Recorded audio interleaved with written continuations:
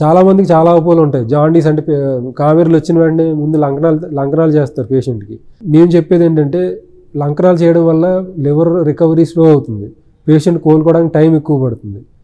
So మొదటిది ఏం చేయాలంటే జాండీస్ అంటే కామెర్లు వచ్చిన పేషెంట్కి ఆహారంలో రెస్ట్రిక్షన్ చేయొద్దు.